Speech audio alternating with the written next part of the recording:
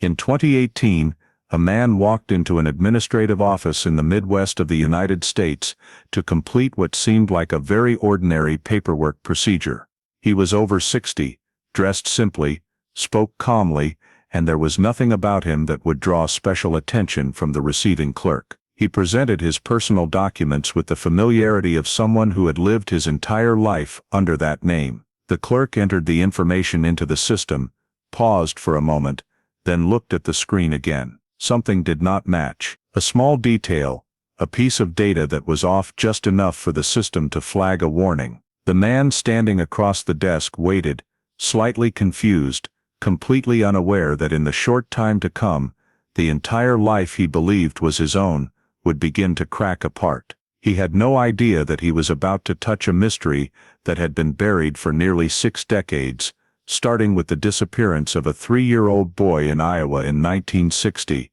and that somewhere, a family had never stopped waiting for answers about their lost child. Before diving deeper into this story, please leave a comment and let us know where you are watching from. If you are interested in real-life cases, cold cases that seem like they will never be solved, don't forget to subscribe to the channel, turn on notifications, and join us in the next video. In 1960, Iowa still carried the appearance of a peaceful post-war America, where small communities operated on familiarity and mutual trust. Violent crime rarely appeared in daily life. Children were considered safe playing around the house, and adults rarely felt the need to supervise every moment. Suburban neighborhoods with single-story wooden houses, wide front yards, and streets with little traffic created a sense of near-absolute security, to the point that many families saw no need to lock doors or constantly watch their young children. In that context, the Anderson family lived in a small town in Iowa, a typical middle-class family of the era with a steady rhythm of life, no notable conflicts or instability. The family consisted of parents and children, with daily activities revolving around daytime work, shared meals and quiet evenings at home, where everything followed familiar routines and was rarely disrupted. Joseph Anderson, the 3-year-old son, was the youngest child in the house, small in stature, with a bright face, an active personality, typical of his age, often playing in the familiar areas around the home, under the indirect supervision of family members. Joseph was especially close to the primary caregiver in the family, who regularly kept an eye on him during daytime activities, a bond formed from daily closeness and the belief that the surrounding environment was safe enough not to require excessive vigilance. During what seemed like an ordinary day of family activities, when the household atmosphere remained in its usual calm state, an unusual detail began to appear, at first very faint and not clear enough to immediately cause concern. It could have been the fleeting presence of a strange element in the familiar space, a movement that did not belong to the usual daily rhythm, or an unnamed feeling that made the adult briefly hesitate, but without enough basis to act immediately. The initial reaction was hesitation, mixed with doubt, and the belief that everything was still under control, that there was no reason to think of a serious danger in a community considered safe. That very hesitation, brief and hard to notice, created a small but decisive gap in supervision. In that seemingly insignificant period of time, Joseph was no longer in his familiar spot, and his absence was only noticed when the primary caregiver turned back to look with their usual glance, but no longer saw the child's figure. At first the reaction was to call his name, search the nearby area, assuming he had just moved to another spot within the familiar range. But as moments passed without a quick response, emotions shifted from calm to worry. The family began a spontaneous search inside the house and surrounding areas, checking the places Joseph usually played, asking nearby neighbors, but all initial efforts yielded no results or clear traces. The quiet that had been a symbol of safety now became frightening, as there were no sounds, no signs of disturbance, no clues indicating where the child had gone, or what had happened. As time passed and the spontaneous search range brought no answers, panic began to replace the initial calm, forcing the family to confront the possibility that this was no longer an ordinary situation. In a social context where involving authorities was usually only done for serious incidents, the decision to report to the police was made as a last but unavoidable step, marking the moment when the Anderson family's peace officially ended and an unforeseen event had begun. Immediately after the Anderson family contacted local authorities, the call was received as a high-priority missing child case, due to Joseph's age and the circumstances of his disappearance occurring in a familiar living space, without the usual signs of wandering off. The dispatcher recorded full initial information, including the last time Joseph was seen, the specific location in the family yard, the people present at that time, and the course of the spontaneous search before reporting to police. Based on the received data, the case was quickly assessed as high risk, since a 3-year-old child lacked the ability to leave the area in a short time without leaving clear traces,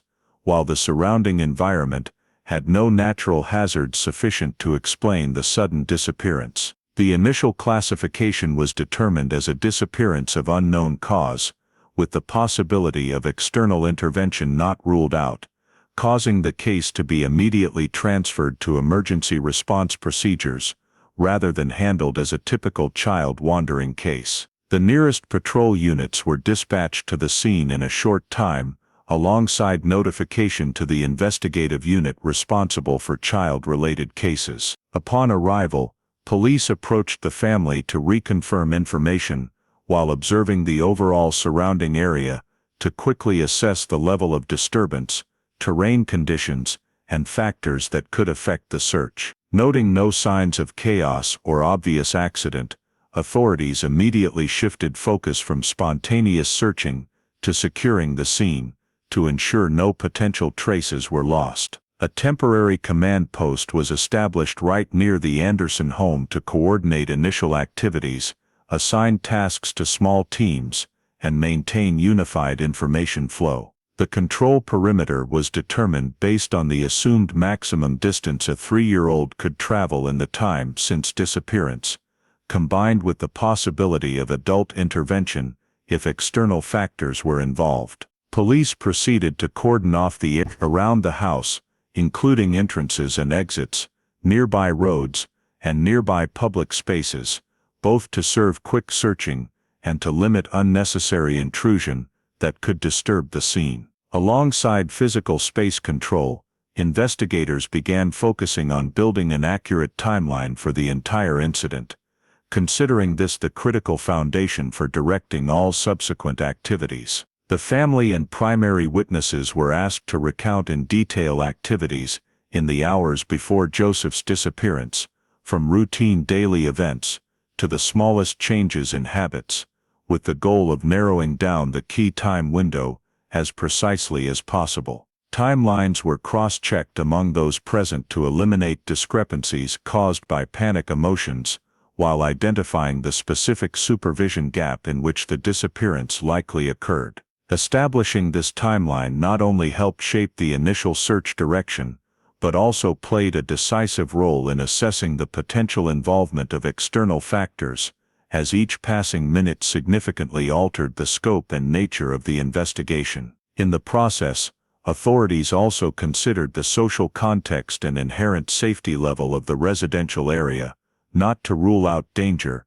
but to better understand why the incident could occur without immediate detection. The prolonged peacefulness of the community, combined with the family's open living habits, was viewed as a condition that could be exploited if intentional intervention existed. From an investigative perspective, this further reinforced the decision to handle the case at a serious level from the start, rather than waiting for clearer signs. As key timelines were gradually established, the scene commander conducted an overall assessment to determine priority action strategies, in which collecting accurate information and maintaining scene integrity were placed at the top. All search and approach activities were coordinated through the temporary command post to avoid duplication, errors, or missing important information. The entire investigation activation process took place in an urgent but controlled atmosphere, reflecting a clear shift from the family's initial panic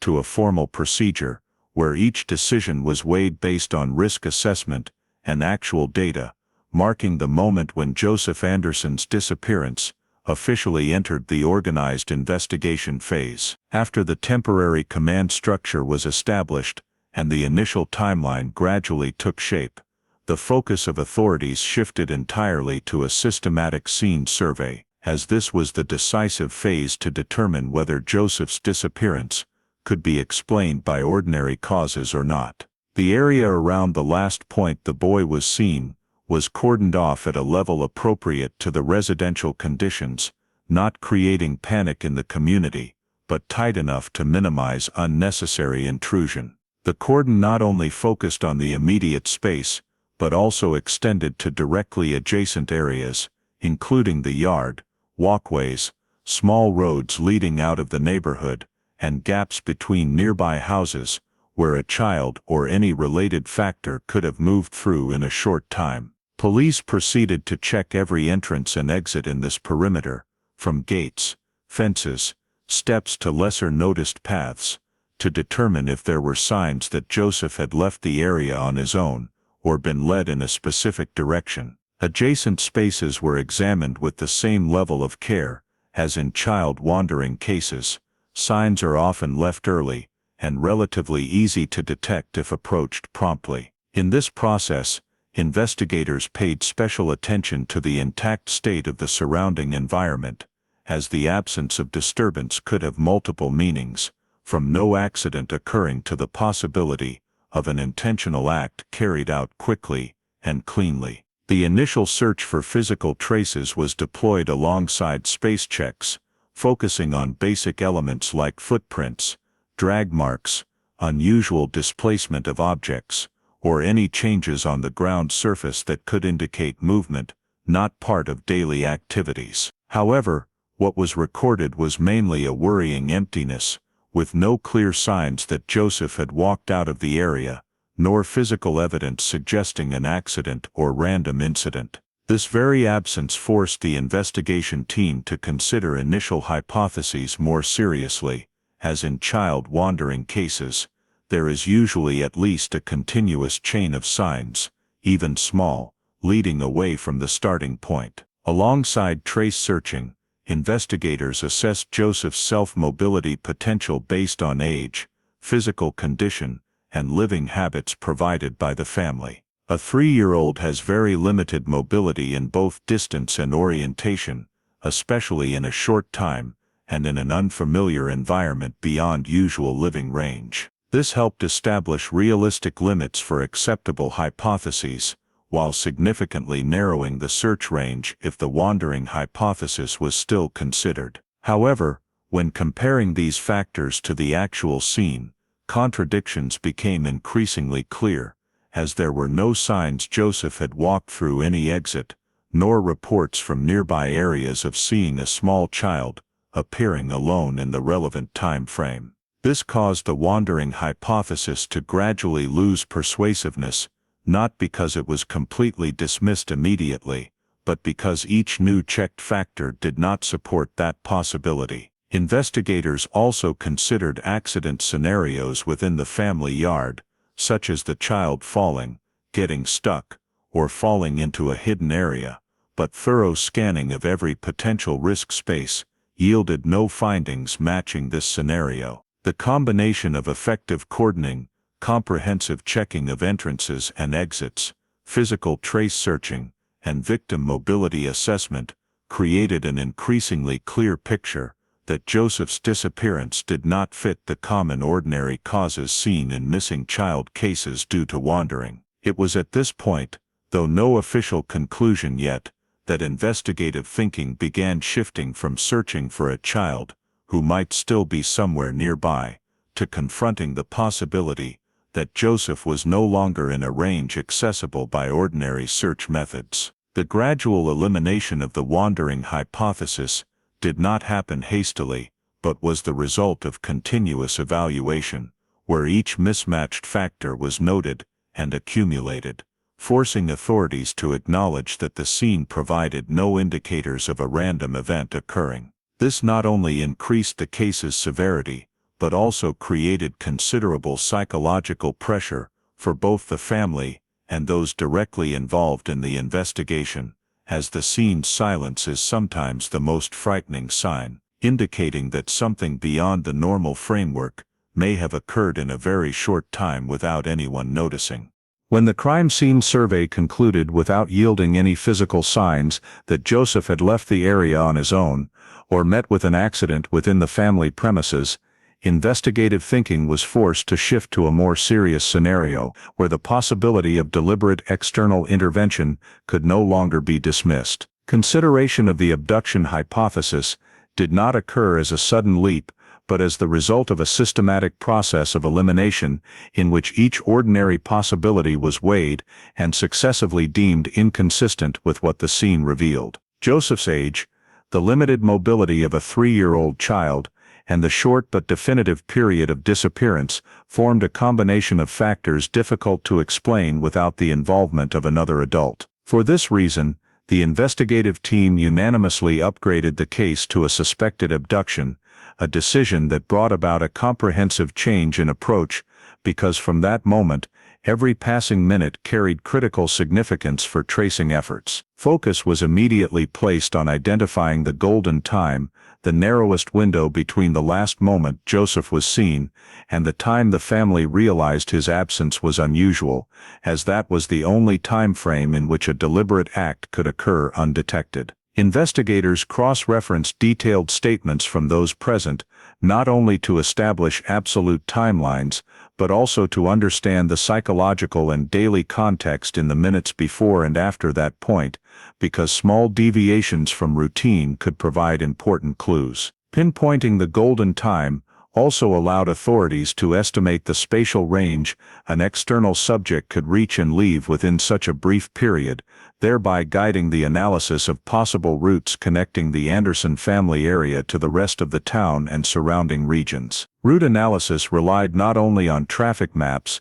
but also on the actual characteristics of each path, including width, visibility, traffic density, and familiarity to locals, as these factors determined whether an unfamiliar vehicle could appear and depart without drawing attention. Back roads, with low traffic but direct connections to major thoroughfares, were considered particularly noteworthy, as they allowed a deliberate subject to exploit the quiet of the residential area to approach the target and quickly leave the scene. Parallel to spatial analysis, the investigative team expanded information gathering related to vehicles and strangers appearing within the golden time, viewing this as the most important indirect data source in the absence of direct physical evidence. Interviews were conducted in a spreading pattern along possible routes, focusing on residents accustomed to observing their surroundings, even unconsciously, such as gardeners, small vendors, or families regularly active outdoors at the time of day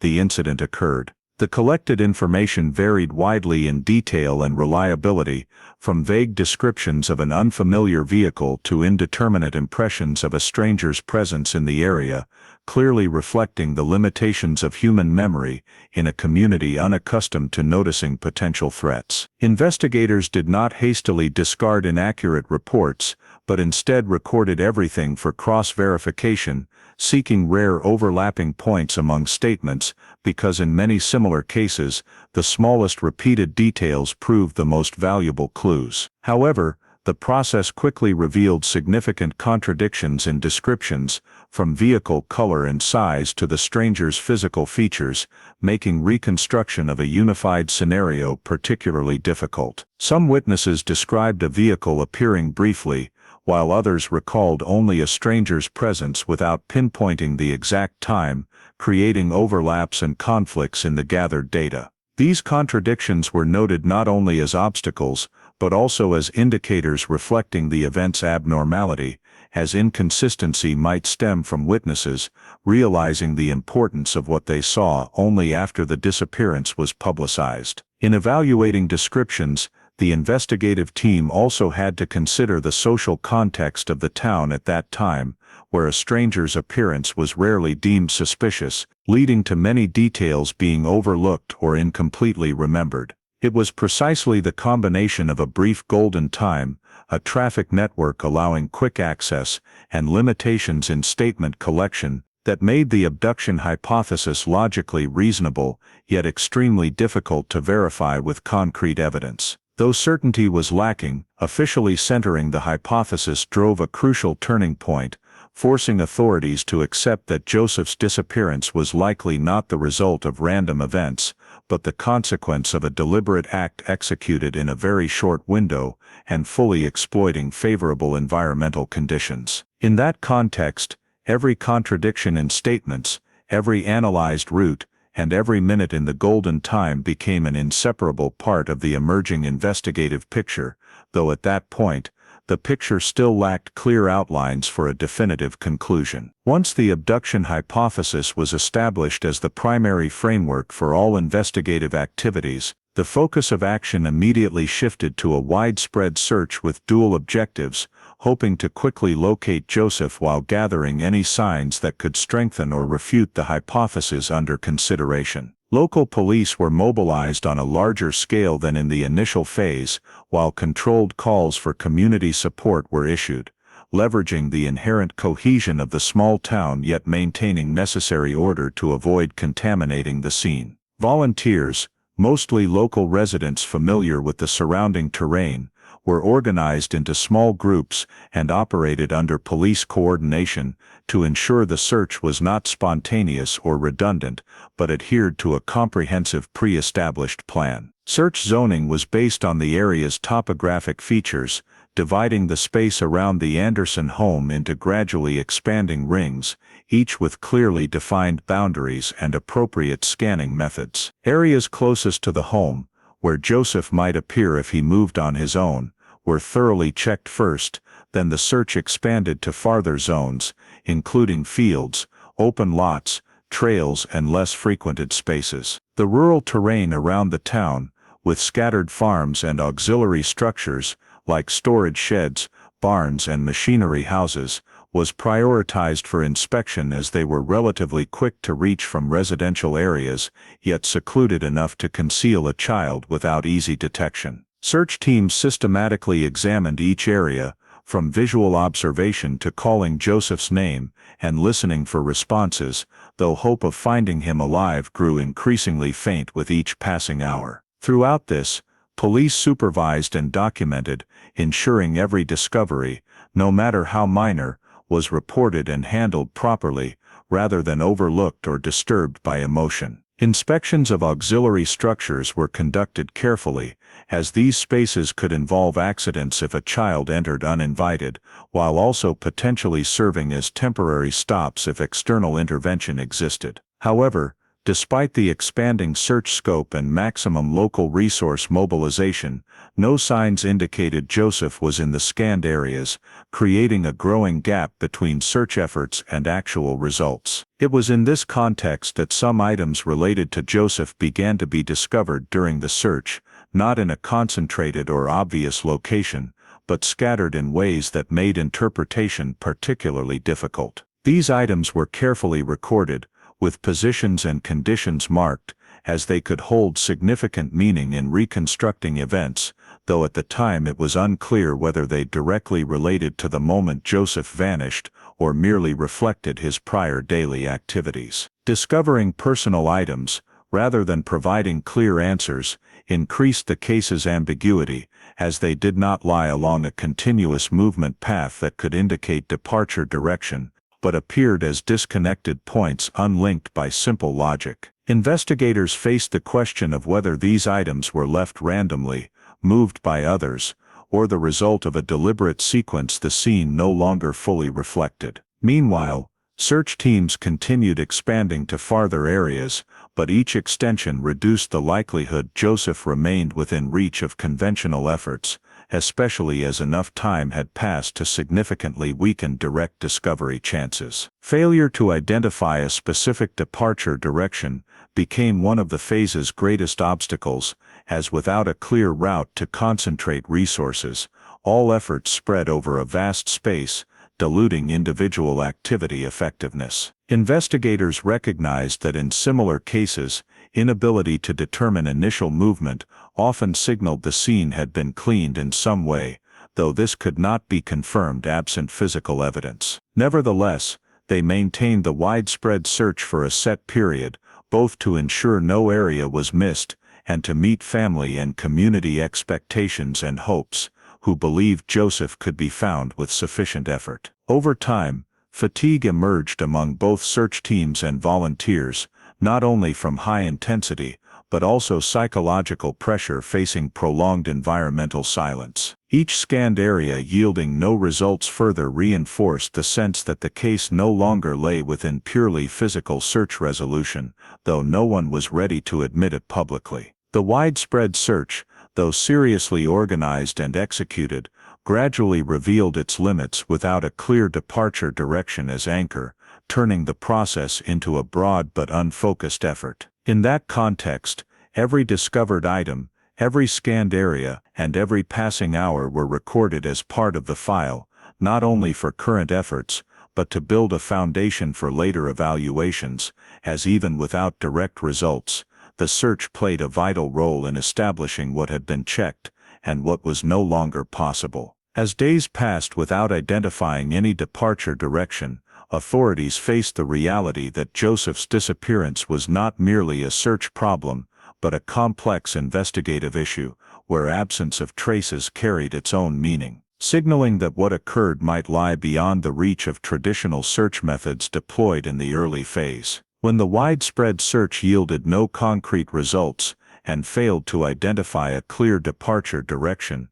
the investigation's focus was forced to return to human factors, as in the absence of physical traces, statements and behavior of those in the area became the most important remaining data source. Authorities began systematic interviews with residents living around the Anderson home, prioritizing those within range to directly or indirectly observe the area at the time Joseph vanished. Interviews were not conducted aggressively or confrontationally, but carefully to gather information, aiming to reconstruct the neighborhood's normal daily rhythm on the day of the incident and identify any overlooked anomalies from the initial phase. Initial responses largely reflected the community's familiar calm, with many unable to recall specific details because there was no reason to remember what seemed ordinary at the time. However, as investigators asked more focused questions about the critical time frame, some fragmented memories began to surface,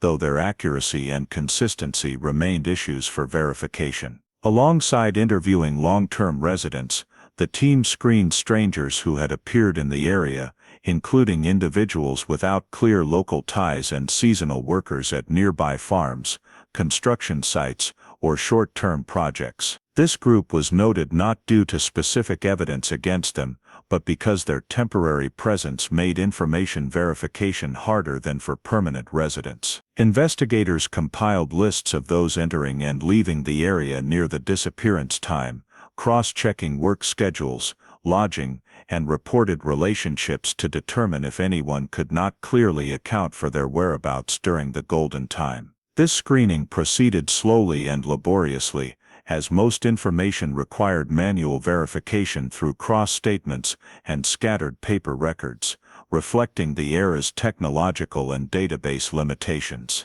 During interviews, investigators paid special attention to inconsistencies in statements, not only between different witnesses, but within individual accounts when questioned at different times. Minor discrepancies in timing, event sequence or appearance locations were carefully noted, as they might stem from inaccurate memory, but could also indicate deliberate concealment or confusion. However, distinguishing between these was far from simple, especially in a community unaccustomed to serious investigative pressure, where many felt anxious or defensive when repeatedly questioned about the same period. To minimize misinterpretation risks, investigators cross-reference statements with verifiable real-time markers, such as work hours, daily habits, community events, or repetitive routines. This aimed to eliminate unintentional discrepancies and focus on unexplained gaps where an individual could not reasonably prove their location or actions during the critical moment. Through this,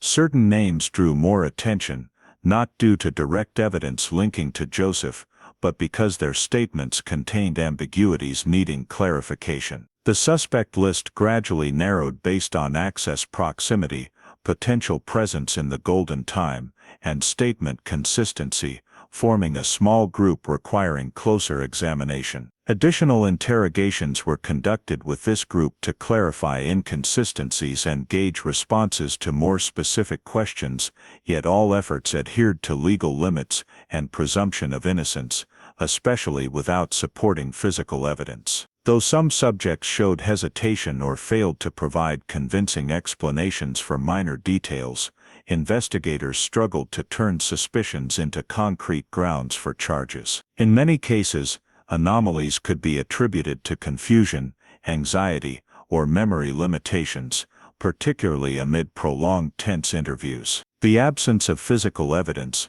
combined with no direct witnesses to actions related to Joseph's disappearance, meant even reasonable suspicions could not meet the threshold for stronger legal measures. Investigators had to acknowledge that, despite narrowing the suspect list and closely examining scenarios, no subject met criteria for charging or detention based on available data. This reality created an increasingly evident sense of impasse within the investigation, as traditional methods relying on statements and manual cross-checking reached their limits. Insufficient grounds for charges did not mean hypotheses were fully dismissed, but highlighted the vast gap between suspicion and proof, a gap especially hard to bridge given the era's limited technology and resources. At this juncture, the investigative team faced an unwelcome reality. Despite thorough witness and suspect screening, they were no closer to determining what truly happened to Joseph,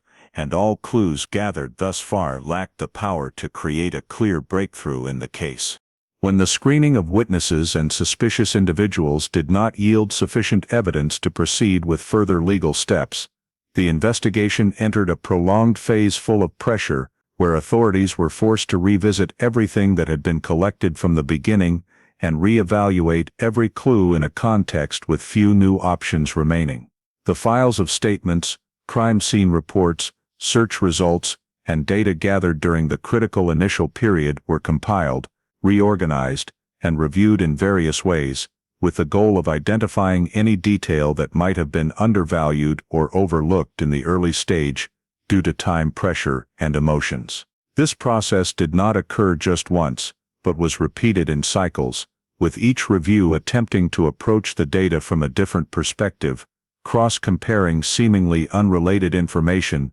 to uncover potential hidden connections. The main investigative directions that had been established, including the hypothesis of abduction via an unfamiliar vehicle, the possible involvement of strangers or seasonal workers, as well as less likely but not entirely excludable scenarios, were all brought back for reconsideration in the hope that changes in time and context might reveal new anomalies. However, repeating these investigative directions was primarily confirmatory rather than exploratory, as they relied on the same dataset that had been nearly exhausted in the weeks and months immediately following Joseph's disappearance. Each review that ended without discovering new evidence further clarified a hard-to-accept reality, that what could be collected from the scene and witnesses had reached its limits under the available technology and resources. No new physical traces emerged, no additional witnesses came forward with breakthrough information,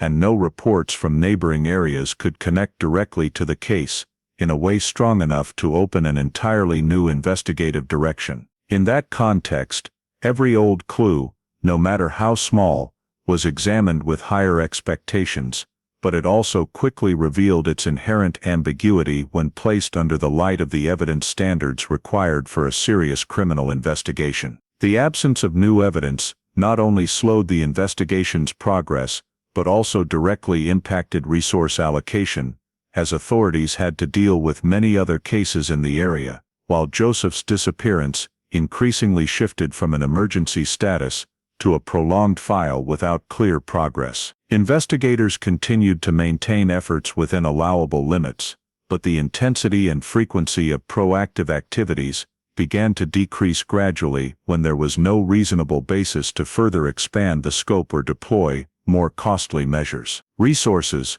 both in personnel and time, were gradually diverted to other tasks, not because the case was taken lightly, but due to the reality that a high level of focus could not be sustained indefinitely without signals of an impending breakthrough. Pressure from the community and family persisted, but it also gradually shifted from expectations of quick answers to a state of prolonged waiting, where each passing day without new information increased the sense of helplessness. Within the investigation team, periodic evaluation meetings were held to decide whether any untried approaches remained, but the results often led to the same conclusion that all reasonable scenarios had been considered to a degree appropriate with the existing data. The failure to identify a specific suspect became a structural bottleneck, as although some individuals had been considered noteworthy, none of them possessed enough necessary elements to cross the threshold of suspicion and become a formal long-term investigative target.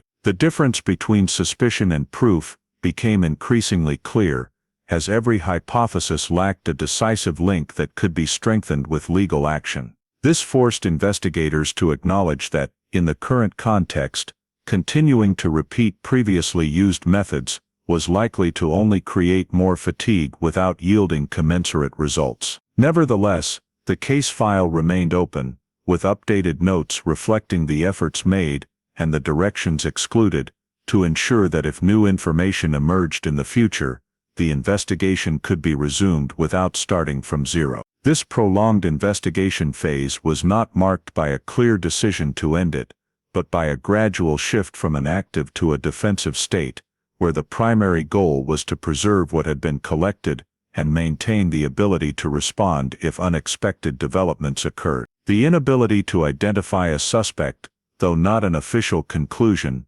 became the reality dominating the entire process, creating a significant silence in the investigation, where persistence had to confront the limits of data and resources, and Joseph's disappearance, though still present in the files, gradually became an unsolved puzzle under the current conditions. When the prolonged investigation phase ended without identifying a specific suspect or generating additional valuable evidence, Joseph's disappearance gradually entered a different state, not through a sudden decision or an official concluding statement, but via a process of scaling down operations that occurred slowly over time. The proactive investigative efforts, which had once been deployed with high intensity in the initial weeks and months, began to diminish, as all reasonable approaches had been tested within the limits of the existing data. Additional scene reviews were no longer conducted regularly, new witness interviews nearly ceased due to no remaining uncontacted individuals, and expanding the investigation to farther areas became hard to justify without any signs that Joseph had been taken out of the area along a specific route. In that context, authorities were forced to reallocate resources to other ongoing cases, especially those with urgent nature and higher solvability potential, even though Joseph's disappearance was still recognized as a particularly serious case. Reducing the scale of proactive investigation did not mean abandoning the case, but reflected an acknowledgement of the reality that traditional investigative methods had reached their limits under the current conditions. The case file was systematized and officially archived, including all statements, crime scene reports, search results, lists of screened individuals, and analysis performed throughout the investigation process. This archiving not only aimed to preserve information, but also to ensure that if new leads emerged in the future, or more advanced investigative tools became available, the entire dataset could be retrieved and re-evaluated fully. Joseph's file was classified into the group of unsolved disappearances, a status that within investigative agencies is often called a cold case, where the matter is no longer handled as an emergency situation, but still exists in the system with the potential to be reactivated at any time, if new information arises. For the Anderson family, this shift carried an entirely different meaning, as it marked the point where hope for quick answers gradually gave way to a prolonged waiting state, without a defined end. No longer seeing the frequent presence of investigative forces in the area, no longer receiving regular update calls, and no longer witnessing large-scale search activities made the sense of loss more concrete, as it showed that the case could not be resolved through ordinary efforts. The family continued to maintain contact with authorities within allowable limits,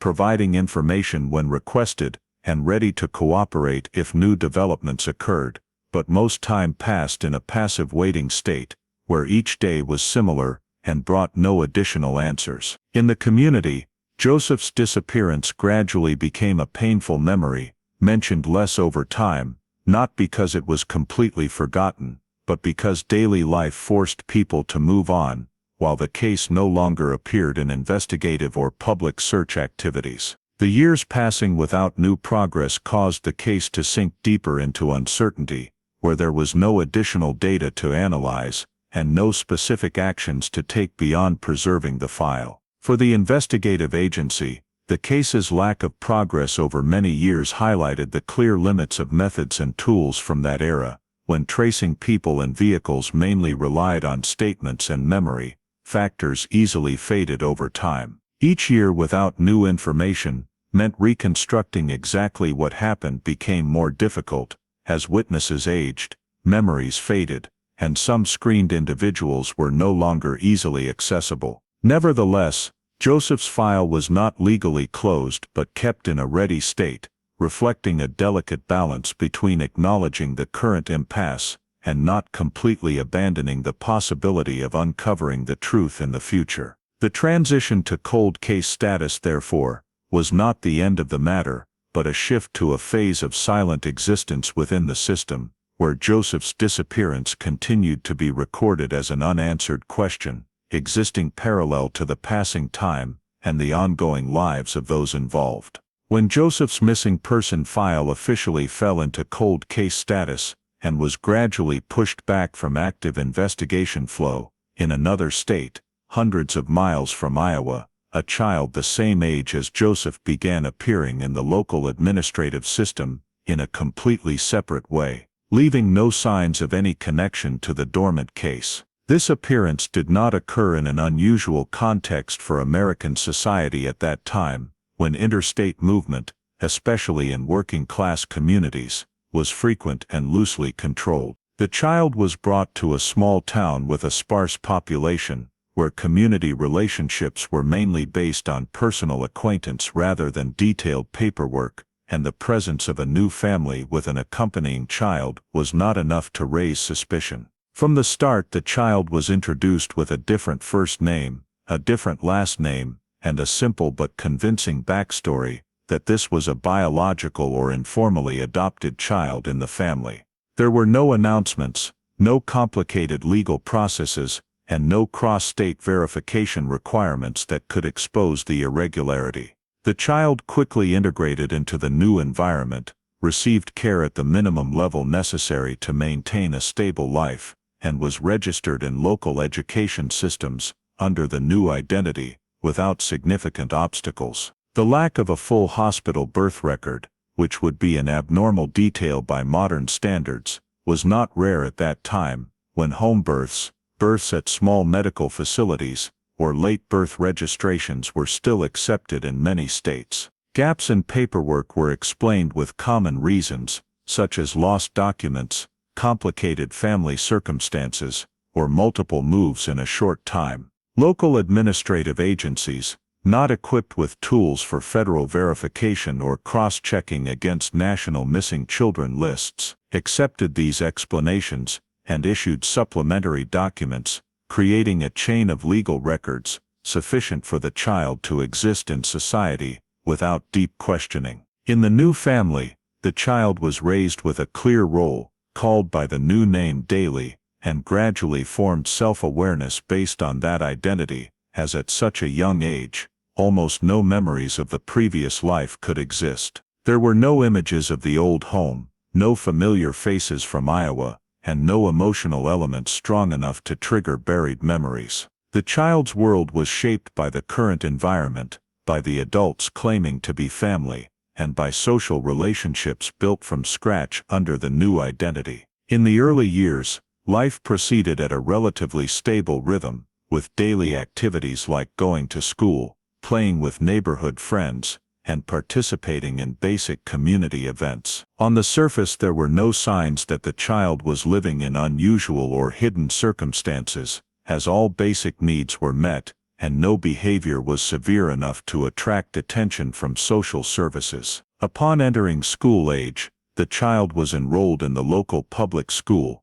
where student records were created based on information provided by the guardian, with no deeper origin checks beyond minimum requirements. The elementary school years passed in relative calm, with average academic performance, not outstanding but not concerning, enough to avoid any external intervention. Throughout this period, the child had no awareness of ever being a victim in a shocking disappearance. There were no personal memories, nor information from surrounding adults to suggest it. The new identity gradually became solid through constant repetition in daily life, from classroom name calls, administrative forms, to social relationships built over time. Upon entering adolescence, the child began developing deeper personal awareness, but questions about origins did not arise clearly, as all necessary information for functioning in life was already available under the current identity. Any gaps in records, if present, only appeared as minor details not enough to cause doubt, such as missing some medical papers from infancy, or small inconsistencies in dates on old documents. These issues were often resolved through supplementary procedures, re-signatures, or simply overlooked, due to the lack of strict cross-checking systems. As an adult, the child, now a grown person, continued living under the identity given from childhood, engaging in work, building personal and social relationships, and being viewed by the surrounding community as a completely normal individual. The outward life bore the appearance of stability, with jobs, residences and relationships maintained over many years, creating a sense of continuity and consistency about oneself. There were no clear interruptions forcing this person to look back at the distant past, as all current needs were met, and the administrative identity functioned smoothly enough to avoid crises. Not knowing the true origins was not a conscious choice, but a natural consequence of all foundational information being shaped from too young an age to remember or resist. Over many decades, life under the different identity continued as a parallel flow to the cold case file lying dormant in storage, with no clear intersection points, no signs that these two realities were related. One side was an unsolved disappearance case, gradually gathering dust over time, and the other was a person living a full life within normal societal frameworks, unaware of having once been the center of a years-long search. That outward stability, reinforced by the fragmented administrative system and limited technology of that era, created an invisible wall separating past and present, burying Joseph's true identity under the shell of another name for nearly 6 decades. Life under the new identity proceeded smoothly for many years until seemingly minor administrative requirements began to appear sporadically at different stages of life, not strong enough to create a crisis, but sufficient to leave silent cracks in the personal paperwork system. The first sign of irregularity lay in the delayed birth certificate, a document that was not established immediately after the child's birth, but was completed after a period long enough that important details relied solely on the guardian's declaration. In the context of American society during the 1960s, 1970s, delayed birth certificates were not rare cases, especially in states with vast rural areas where home births or births at small medical facilities were not managed as strictly as in large urban centers. Therefore, a child having a birth certificate registered late was often viewed merely as a procedural oversight, not as a sign of criminal activity or intentional deception. The information on this birth certificate, from the place of birth to the specific date, was accepted based on unilateral declaration, and once recorded in the system, it became the foundation for all subsequent administrative records. Alongside this, newborn medical records were virtually non-existent, or only began from a later stage when the child was older, which was once again explained by common reasons such as birth outside a hospital, lost records, or treatment at small clinics that no longer retained old data. For many decades, local healthcare systems lacked a federal cross-verification mechanism to authenticate the origin of these records, and the absence of newborn data was not enough to trigger any special review process. Early childhood vaccinations, which are typically recorded right after birth, only appeared from a later age, but that still fell within the acceptable range of regulations at the time, when catch-up vaccinations and later record updates were common occurrences. These minor irregularities existed in isolation,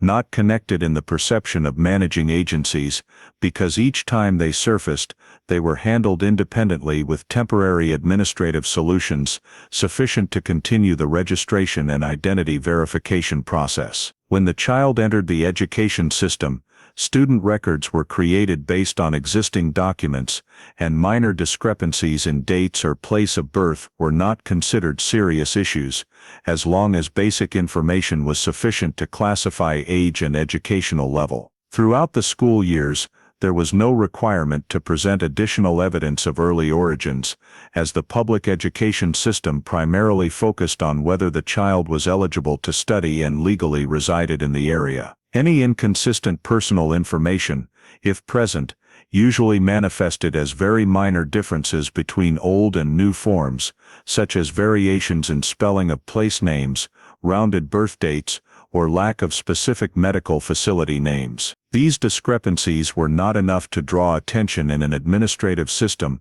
accustomed to the imperfections of paper records from the pre-digital era. Upon reaching adulthood and entering the labor market, the administrative identity continued to be used without significant obstacles, as employers and relevant agencies mainly relied on current documents, without tracing back deeply to the newborn period unless there was a specific reason. Procedures such as registering for insurance, filing taxes, or applying for identification documents were processed based on the existing chain of records, creating a continuous loop of legalization, where each new document reinforced the validity of previous ones. The administrative irregularities, therefore, did not disappear but were obscured by the ever-thickening volume of paperwork over time, making it more difficult to trace back to the original source. Notably, throughout that long period, no agency raised serious questions about the absence of newborn medical records or inconsistencies in personal information, as there was no centralized database for comparison, cross-checking, or detecting overlaps with missing child cases in other states. Each state operated its own civil management system, and interstate sharing of information on missing children, especially in earlier decades, was very limited and mostly relied on manual reports. This fragmentation allowed the irregularities to exist in a suspended state, not serious enough to be investigated, but also not clear enough to be fully explained. The longer time passed, the more these irregularities became normalized in the system's eyes, as they had existed from very early on and caused no immediate consequences. For the individual living under that identity, administrative issues were rarely perceived as alarming signs, but only as minor annoyances, sometimes causing delays in procedures, but not directly affecting daily life. The lack of questioning over a long period created a false sense of security, where both the individual and relevant agencies had no motivation to delve into the distant past. Each time a paperwork issue was resolved with an additional confirmation or a simple explanation, the likelihood of tracing back to the true origin decreased, as the system accepted and continued operating based on the available information. These administrative irregularities thus existed as scattered pieces that were never assembled into a complete picture, until societal and technological context changed strongly enough to turn previously overlooked details into unavoidable questions. Over many decades, the absence of suspicion was not the result of a sophisticated cover-up conspiracy, but a consequence of a management system with many limitations, where exceptional cases were handled with flexibility rather than strict scrutiny. This allowed an identity built on an incomplete foundation to continue existing, developing and integrating into society without challenge, until modern, more stringent administrative requirements began imposing new standards that the old chain of records could no longer meet. The administrative irregularities that persisted silently for many years did not create an immediate collision with daily life, but they paralleled a maturation process with a deeper sense of deficiency, where the person grew up fully in biological and social terms, but lacked a clear foundational root about themselves. Under the legally accepted identity, the learning process proceeded relatively seamlessly, from elementary to high school, with performance that was not particularly outstanding, but stable enough not to be classified as needing special intervention. That young person learned to adapt to the environment, complete basic educational requirements, and gradually form career directions based on surrounding circumstances, not from family traditions or previous generational expectations, as those factors were almost non-existent in a clear way. After leaving school, entering the workforce occurred in a practical and cautious manner, choosing common jobs with relative stability, sufficient to support oneself and maintain an independent life. In the work environment, the administrative identity continued to function smoothly, allowing contract signing, salary receipt and participation in basic social benefits without significant obstacles. On the surface, that maturation process was not much different from others of the same generation, but beneath the stable exterior was an indescribable void, stemming from the lack of a complete family story to reflect upon oneself. There were no clear memories of biological parents, no images of grandparents or close relatives tied to the early years, and no consistent stories told about origins, all creating a foggy area in personal awareness. Questions about the biological family, if they arose, were usually fleeting and quickly pushed aside, as there was no specific data to inquire about and no one around capable or willing to provide answers. In social relationships, when others mentioned family traditions, childhood memories, or stories passed down through generations, that young person often felt outside, not due to lack of life experiences, but because there was no seamless thread connecting the present to the distant past. The absence of early childhood memories became a particularly difficult point to explain, as while most people have fragmented recollections from very early years, here that period seemed completely erased, leaving no emotional traces or images. This emptiness did not cause distinct pain in each moment, but it created a persistent sense of misalignment, as if the person was living a life that started later than others, missing the necessary opening to fully understand their own story. When looking back at personal milestones, from the first day of school, first job, to important relationships, all could be clearly identified from a certain point onward, but before that was an unnamed darkness. That sense of misalignment, sometimes manifested in inexplicable thoughts, a vague feeling that one did not fully belong to the place they lived, even without specific evidence to confirm it. In quiet moments, questions about who am I and where do I come from might surface, but were often suppressed by the busy rhythm of life and current responsibilities, as seeking answers seemed to offer no practical short-term benefit. The lack of early childhood memories also meant no emotional anchor for comparison or reference, causing self-perception to be built mainly on adult experiences, lacking the personal historical depth that many others unconsciously rely on. In intimate relationships, sharing about the past often stopped at clearly recorded stages, avoiding deeper questions about origins, not due to intentional concealment, but simply because there was nothing specific to tell. This created an invisible distance, where the other person might sense some absence, but not clearly enough to name or question it. The feeling of rootlessness, therefore, was not absolute isolation but a liminal state, where the person still had family in a social sense, work and community, but lacked a primal foundation to anchor personal identity. Over time, this state became a familiar part of inner life, accepted as a personal characteristic rather than a problem to solve. The absence of early memories, an unclear biological family, was normalized in thought, especially when surrounding society did not ask questions and the administrative system continued to validate the current identity as legal. However, the sense of misalignment did not completely disappear,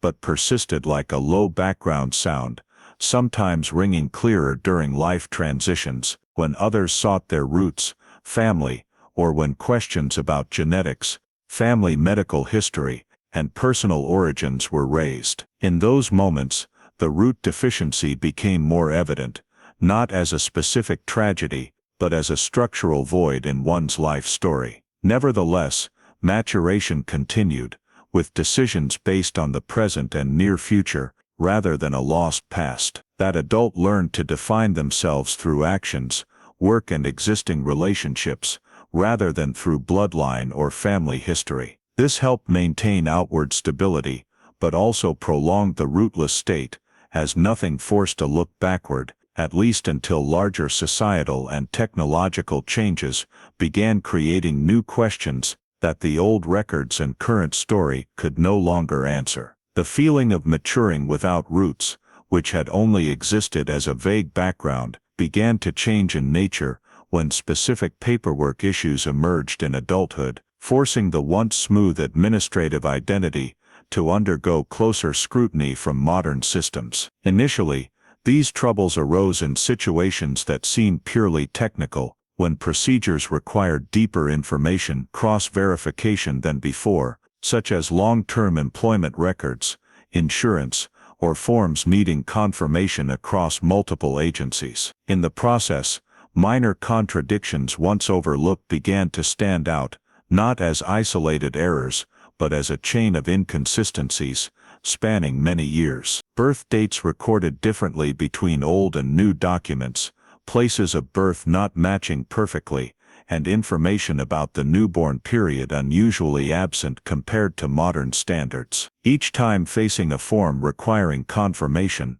the individual had to repeat familiar explanations, but unlike before, they were no longer convincing in the context of increasingly strict management systems reliant on linked data. Administrative questions, posed neutrally, gradually carried greater psychological weight, as they touched on something deeper than mere paperwork deficiencies. When records were placed side by side, the inconsistencies became clearer, no longer scattered details, but repeated deviations, suggesting the identity might have been built on an incomplete foundation from the start. Realizing that these contradictions could not be fully explained by ordinary carelessness or loss created a turning point in personal awareness, when questions about origins shifted from vague philosophy to a practical issue to confront. For the first time, the thought that the current identity might not fully reflect the truth formed clearly, followed by a series of questions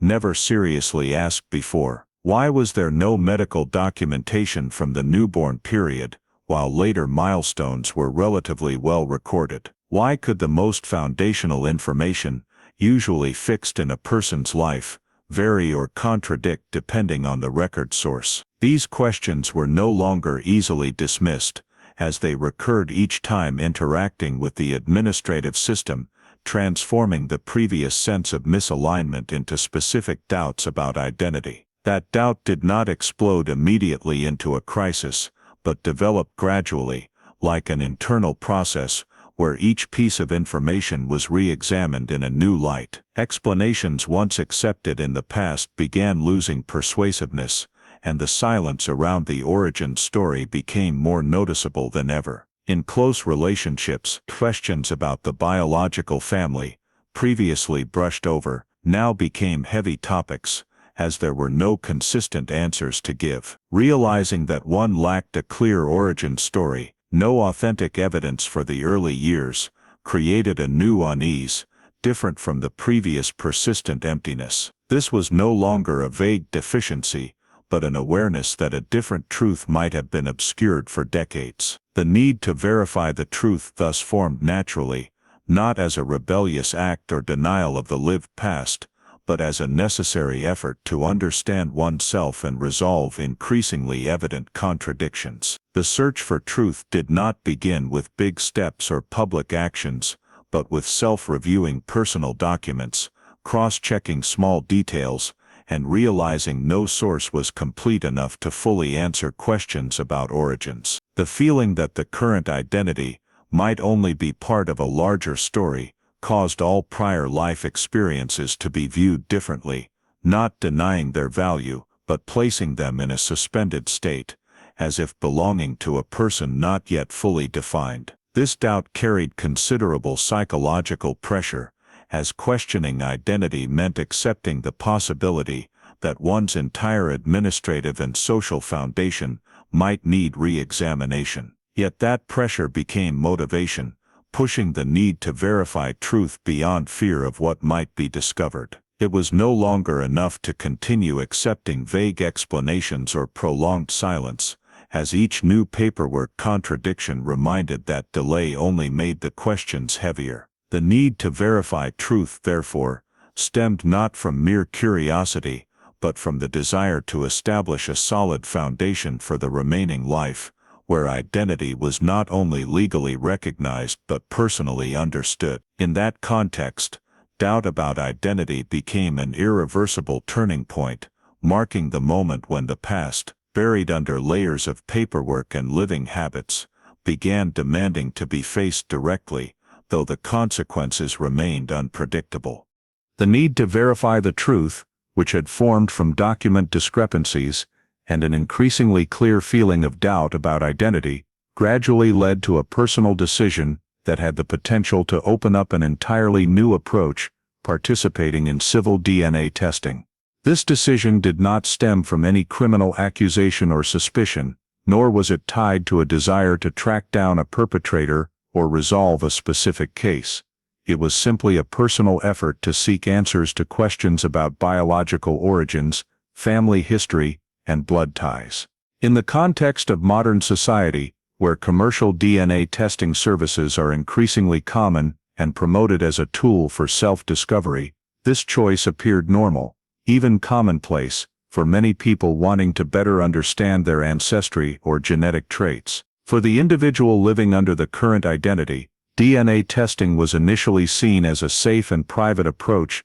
that did not require direct confrontation with authorities or raising complex legal questions. The purpose was entirely personal, aimed at identifying potential blood relationships, ancestral geographic regions, or at the very least verifying whether the gaps in personal records reflected a genetic reality different from the told origin story. Choosing a civil DNA service also meant accepting to input one's biological data into a larger system where automated algorithms perform matching against millions of other samples, searching for levels of overlap based on shared DNA percentages. This process, technically speaking, was relatively simple and did not carry the seriousness of official legal or medical procedures, as it was packaged as a consumer service in which the participant is proactive and has a certain degree of control over their data. After completing the registration steps and providing a biological sample as instructed,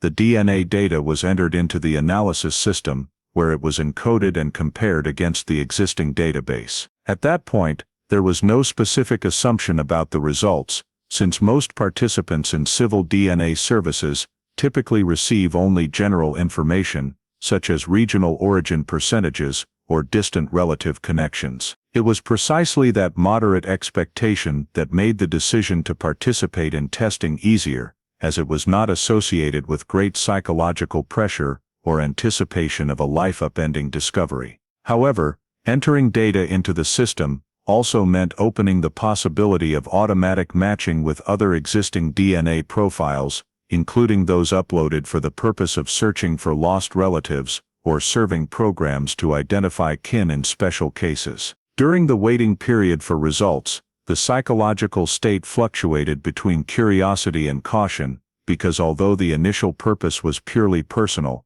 the chance of unexpected information appearing still existed. This waiting time was not technically long, but it carried significant emotional weight, as it marked the first time the question of origins was placed in the hands of a system capable of providing answers based on objective biological data, rather than documents or indirect accounts. During that time, daily life continued, work and relationships were uninterrupted, but on a deeper level, a silent anticipation formed, where each passing day carried the possibility that an important piece of oneself might soon be revealed. Waiting for the matching results did not involve supervision or direct contact from any agency. Since civil DNA operates independently from the criminal justice system, and all initial interactions took place between the participant and the service platform, it was precisely this non-criminal nature that created a sense of safety, where the individual could access their genetic information without fear of immediate legal consequences. In the mind, DNA testing was viewed as a neutral tool, capable of confirming or refuting existing doubts, but it was not expected to immediately lead to major changes. Nevertheless, the existence of a vast database, where millions of people had voluntarily uploaded their DNA information, meant that any new sample was placed in a complex matching network that could create unexpected connections. The analysis process occurred entirely automatically, based on algorithms determining shared DNA percentages, classifying relationship levels from very distant to close, and flagging results that exceeded normal thresholds. While waiting, there was no indication that the newly uploaded data was special or different from the thousands of other samples processed daily. Everything happened in the silence of the system, where statistical and biological calculations were performed without human intervention. For the participant, this phase was both hopeful and reserved, because although there was a desire for answers, there remained the concern that the results might only confirm the current ambiguity, providing no specific information about origins. Waiting in this case was not just waiting for a technical report, but waiting for a signal capable of redefining one's view of oneself, even if that signal might be very small or very large. Placing trust in civil DNA reflected a shift in how people seek truth about origins, from relying on documents and memories, to using biological data, a form of evidence unaffected by time or lost records. It was precisely that objectivity that made DNA testing a logical step in the context where administrative contradictions could not be resolved by traditional methods. Once the data had been entered into the system, and the matching process began, that individual no longer controlled the outcome and could only wait, with the awareness that whatever the result, it would bring a level of clarity that had never existed before. This phase, therefore, marked an important turning point in the journey to seek the truth, where the personal story began to intersect with a larger data system, extending beyond the scope of family, community, and local administrative records, opening the possibility that questions hanging for many decades might soon be placed in an entirely new context. When the waiting period for DNA matching results ended, the system's silence was broken by a signal not in the group of ordinary results, indicating that the newly entered data had created a level of match exceeding the expectations of common civil tests. The analysis results showed the existence of a close blood relationship, not the distant relative type often seen in ancestry exploration reports, but a large enough shared DNA level to suggest direct relations within the immediate family. This information immediately changed the context of the entire verification process, because such a match was unlikely to be explained by random coincidence or undetermined distant kinship. The system automatically flagged a warning, marking this case as abnormal, compared to most other civil DNA results, while activating additional verification layers to ensure the data was free from technical errors or analysis mistakes. The flagging was not criminal or procedural in nature, but an internal mechanism to identify cases potentially related to searching for lost kin or blood relationships not recorded in administrative files. In that context, the match result was not merely a number or percentage, but a strong indicator that the personal origin story might be linked to a specific family already in the system, with corresponding DNA data. The algorithms continued deeper analysis, comparing shared DNA segments to estimate relationship degree, gradually eliminating less likely possibilities and narrowing the range to the highest probability scenarios. Preliminary results showed this connection was most likely in the direct relation group, such as full siblings, parent, or child, a decisive discovery for the doubts accumulated over many years. Parallel to the technical analysis process, the DNA platform checked profile information related to the matching sample, including registration location, data upload history, and the original purpose of participating in the test. It was during this process that a notable geographic connection began to emerge, as the matching profile led back to Iowa, where a family had entered DNA data into the system decades earlier with the purpose of searching for a lost relative. Connecting the two data sets, one from the individual exploring origins, and one from the family searching for a missing person, created a rare intersection where two seemingly unrelated stories met in the same system. The system did not automatically disclose sensitive personal information, but only confirmed the existence of a significant match, while suggesting next steps for the involved parties to proactively proceed with verification, if they agreed. For the individual seeking truth about identity, this notification brought a powerful cognitive shock, as it for the first time placed doubt in a specific context tied to a real location and family, rather than just vague feelings or document conflicts. The system's warning flag meant the result could not be dismissed or simply explained as random coincidence, but required a careful step-by-step verification process. In this phase, the parties were informed of the possible blood relationship and provided options to continue, including allowing contact, sharing more data, or conducting independent confirmation tests. The family in Iowa, who had waited for many years with slim hope, received the system signal as an unexpected but not entirely unimaginable notification,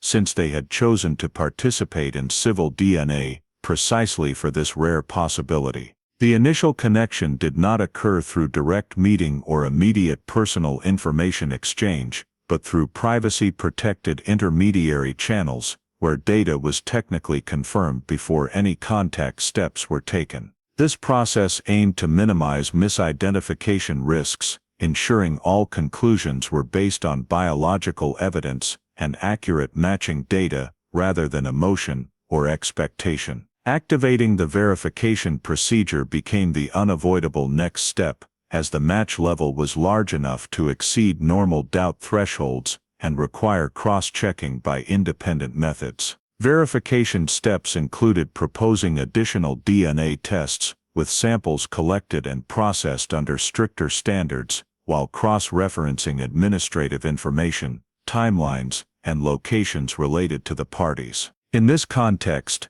DNA was no longer merely a personal discovery tool, but became a bridge between two realities that had existed in parallel for many decades. One side, a life under a different identity, and the other a family in Iowa that had never given up searching. Activating the verification procedure marked the moment the story shifted from personal suspicion to the possibility of restructuring a historical truth, where scattered pieces began to be placed side by side in the same frame of reference. Although the final result was not yet confirmed at this point, the match level and system flagging were enough to completely change the view of identity, turning long-suspended questions into a series of specific actions that needed to be taken. From here, every subsequent step required the utmost caution, as verification not only affected one individual, but had the potential to touch a case dormant for many decades,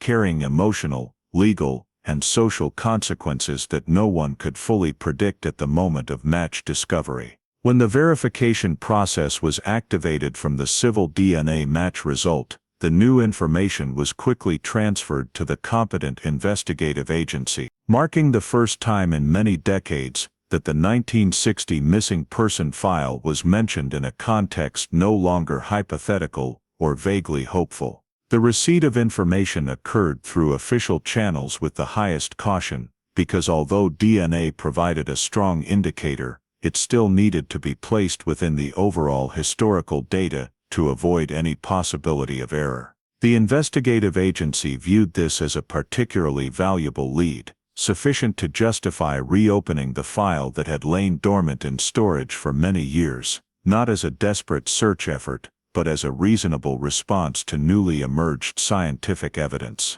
From the start, a small team of investigators was assigned to approach the case, prioritizing those experienced with cold cases and aware of the limitations of investigative methods in the historical context. The first step was to determine the scope of reopening, focusing on reviewing the entire original file of the 1960 missing person case, including scene reports, witness statements, search records, and investigative notes, compiled in the initial phase. File digitization was implemented to bring old paper documents into the modern data system, allowing faster search, comparison, and analysis than previous manual methods. Digitization was not just a technical step, but also an opportunity to revisit the case from a new perspective, as scattered documents were placed side by side in the same analytical environment. During this process, investigators paid special attention to details once considered insufficiently valuable or unverifiable at the initial time, because in the current context, they might carry different meaning when cross-referenced with DNA data and modern administrative records. Key timelines of the disappearance were reconstructed, from the last sighting of the victim to the subsequent search and investigation phases, to create the most accurate timeline possible. Parallel to reviewing old files, the investigative team cross-referenced information about the individual just found to match DNA, focusing on basic factors such as estimated birth year, age at key milestones, and residency history, according to current administrative records. This cross-referencing was not aimed at immediate conclusions, but at checking compatibility between the two seemingly separate data lines. Investigators compared the victim's age at the time of disappearance with the current individual's age, calculating allowable differences based on late birth registration errors and previously noted document inconsistencies. Location also became a key factor, as the travel route between Iowa and the state where the other individual grew up was examined in the context of 1960s transportation and migration, to assess the feasibility of a child being taken without leaving federal traces. These analyses were conducted cautiously, avoiding emotional speculation, as the goal was to determine whether the facts could coexist in a reasonable scenario. As data layers were placed side by side, some similarities began to emerge, not as direct evidence, but as overlapping outlines in time and circumstances. The disappearance period, victim's age, and appearance of a child without full birth records in another state, formed a chain of events with internal logic, though additional confirmation was still needed to rule out any randomness. The agency's initial assessment was cautious but clear. The match possibility had grounds to pursue further, especially since DNA provided an objective evidence layer that previous investigations lacked. However, investigators were also fully aware that reopening a file, after many decades, carried many challenges, from unavailable old witnesses and faded memories to complete changes in legal and social context. Therefore, all conclusions were framed as working hypotheses, needing verification from multiple independent sources before any official statement could be made. Reopening the file was not just a technical action, but an acknowledgement that past limitations could be overcome with modern tools, though it required time and patience. Within the investigative agency, reviewing the 1960 case also led to discussions on appropriate approaches to ensure every step complied with current legal standards and respected the privacy of involved individuals. The goal was not to find a perpetrator at all costs, but to determine the truth about the victim's identity and fate, something unattainable under previous era conditions. When initial analyses showed sufficiently high compatibility to continue, the official file status was updated from cold case to conditional reinvestigation, reflecting an important shift in the case progress. At this point, The match possibility assessment remained at the professional evaluation level, not widely disclosed, as all information needed further confirmation before sharing with the family and public. Reopening the file, therefore, was not dramatic or publicized, but occurred as a series of quiet yet deeply meaningful actions, where modern science began dialoguing with dusty past records. In that context, the 1960 disappearance for the first time in many decades was no longer just an unanswered question in storage,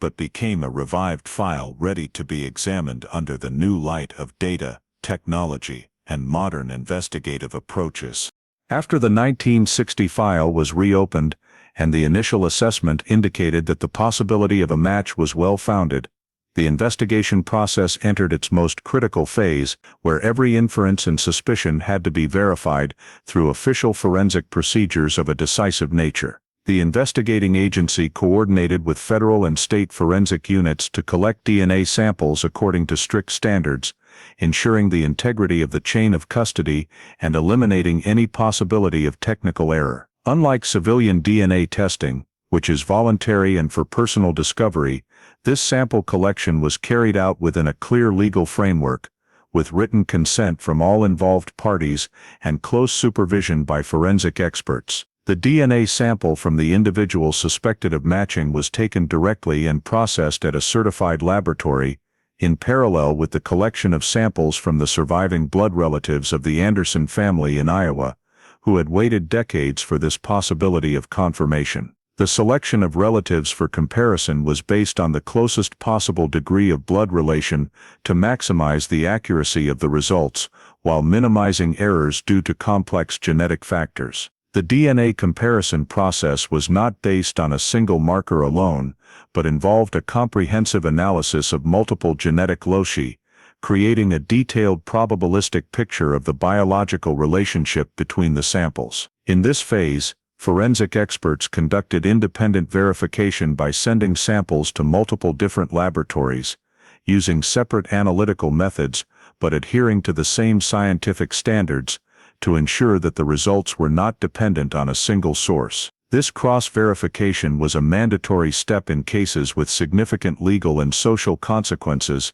as it eliminated the possibility of systemic error, cross-contamination of samples, or misinterpretation of data. When the independent results were returned, they showed a degree of match so high that it could not be explained by any scenario other than direct blood relation, with statistical probabilities far exceeding the thresholds required under current forensic standards. The dry numbers of genetic analysis at this point carried special meaning, as they not only confirmed the biological connection, but also linked two life paths that had been separated for nearly 6 decades. The investigators and forensic experts reviewed the entire process, from sample collection, transportation, analysis, to result comparison, to ensure that no vulnerabilities existed that could weaken the final conclusion. Only after every step was confirmed to comply fully with the standards was the forensic conclusion formalized in an official document, confirming that the individual living under a different identity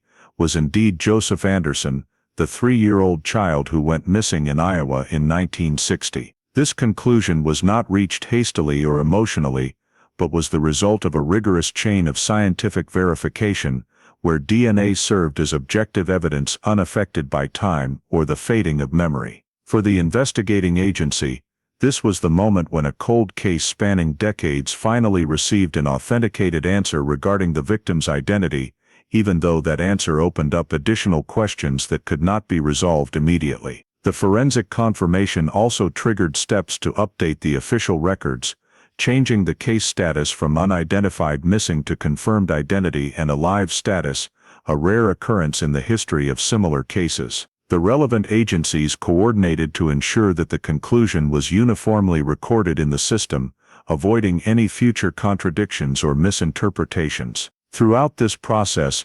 confidentiality and respect for privacy were prioritized, as the identity confirmation affected not only Joseph himself, but also had a profound impact on both his biological family and the family that had raised him for many years. The announcement of the conclusion was not made immediately to the public, but was carefully prepared, prioritizing direct notification to the involved parties so they would have time to absorb and process it psychologically. For the Anderson family in Iowa, the forensic conclusion brought a truth they had waited for nearly 6 decades, confirming that the child they lost had not vanished indefinitely, but had lived and grown up, albeit in completely different circumstances. For Joseph, being confirmed in his identity meant that his entire personal story had to be viewed in a new light, where the past was no longer a vague void, but a reality proven by science. The forensic confirmation phase, therefore,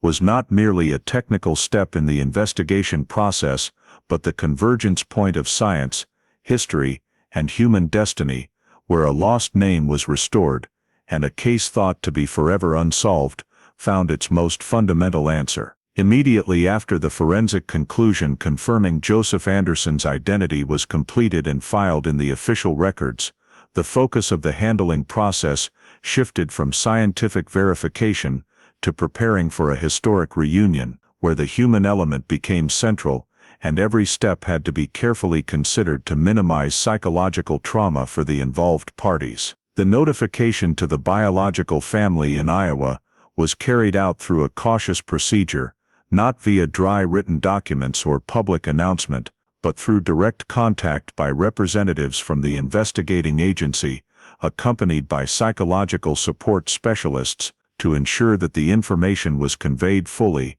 accurately, and in a space that allowed emotions to be received safely. For the Anderson family, this notification brought profound upheaval, as it simultaneously confirmed 2 seemingly contradictory things. The loss that had lasted for decades finally had resolution, and the child they had lost had truly lived, grown up, and existed beyond their reach for nearly an entire lifetime. The psychological preparation for the biological family did not stop at the initial moment of receiving the information, but was an ongoing process where experts helped them adjust expectations and confront the possibility that the reunion would not unfold according to the idealized visions nurtured over years of waiting. In parallel, Joseph was also provided access to psychological support resources to prepare for facing a truth capable of shaking the entire structure of his self-perception, family, and past.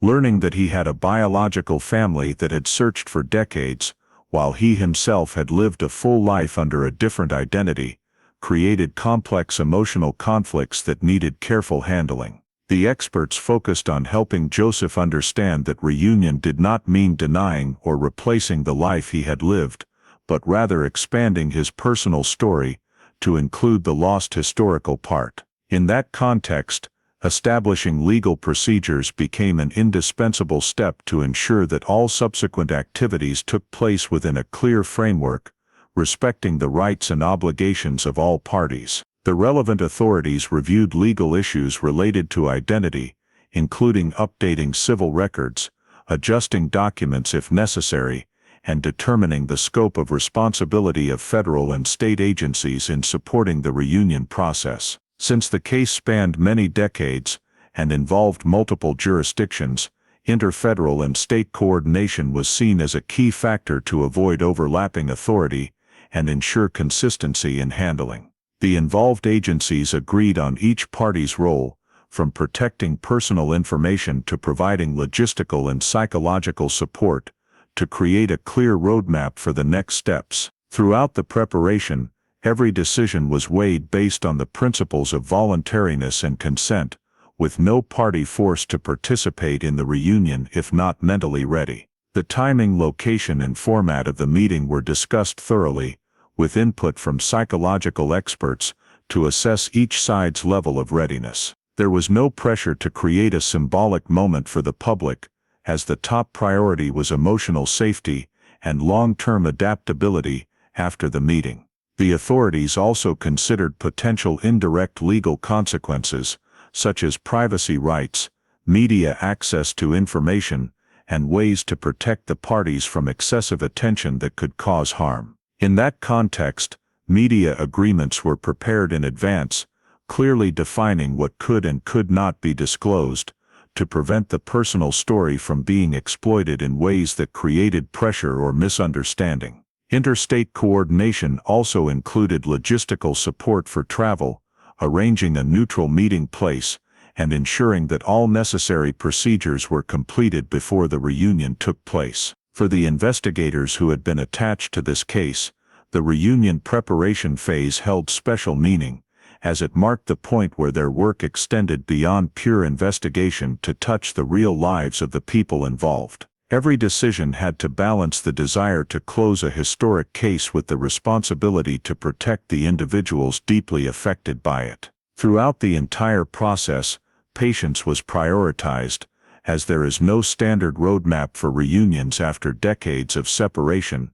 and each side needed time to adjust, ask questions, and define the boundaries of the relationship about to be re-established. Preparing for reunion, therefore, was not just organizational or legal work, but a complex humanistic process where science, law, and psychology intersected to create conditions for a meeting that could change the lives of many people, while closing a long chapter of waiting and uncertainty that had lasted nearly 6 decades. After the lengthy preparation process involving authorities and psychological experts, the first direct meeting between Joseph and his biological family was arranged to take place in a neutral, quiet, and tightly controlled space to ensure that no external factors added further pressure on the involved parties. This meeting was not organized as a public event or symbolic occasion, but was treated as a cautious step in a longer process, where emotional safety and adaptability were prioritized. When the parties faced each other for the first time, that moment did not resemble the dramatic climax of fictional stories, but was a complex interplay of emotions accumulated over decades, from hope, doubt, and deep emotion to reservation and confusion. For the Anderson family, seeing Joseph in the flesh confirmed something they had once feared to believe: the child they lost not only existed, but had lived a full life apart from them. For Joseph, facing people who shared his blood but were complete strangers, created an indescribable psychological state, where biological confirmation did not immediately translate into emotional familiarity. The meeting was facilitated with the discreet presence of experts, who were ready to intervene if needed but did not impose or direct emotions, allowing the parties to react as naturally as possible within safe boundaries. There was no requirement to hug, to address each other with specific titles, or to display an idealized image of reunion, as every expression was respected as a valid part of confronting the truth. In parallel with this personal meeting, the legal identity confirmation procedures were completed according to the pre-prepared process, including the creation of an official record documenting the forensic conclusion, the parties' consent, and the update of the case status in federal and state systems. The legal confirmation was not merely administrative, but marked the end of the missing person status that had existed in the records for nearly 6 decades, officially closing a long chapter of uncertainty. Joseph Anderson's name was recorded back into the system as a living individual, ending all prior unconfirmed assumptions about the fate of the 3-year-old boy from back then. For the investigating agency, this was the moment when the missing person case was resolved at its most fundamental level, even though other questions remained unanswered, as the goal of determining the victim's identity and status had been achieved. In this moment, legal and human elements intersected clearly, as signatures, seals, and official records accompanied the yet-to-be-processed emotions of the individuals involved. After the missing status was legally terminated, the focus immediately shifted to beginning the reconnection process, a journey understood to be lengthy with no fixed roadmap. The reunion was not seen as an endpoint, but as the starting point for a relationship that needed to be built from scratch in a context where too much time had passed to return to the original state. The parties agreed that reconnection would proceed step by step, without haste, allowing each person space to process emotions and define their role in the newly re-established relationship. Initial conversations focused on sharing basic information,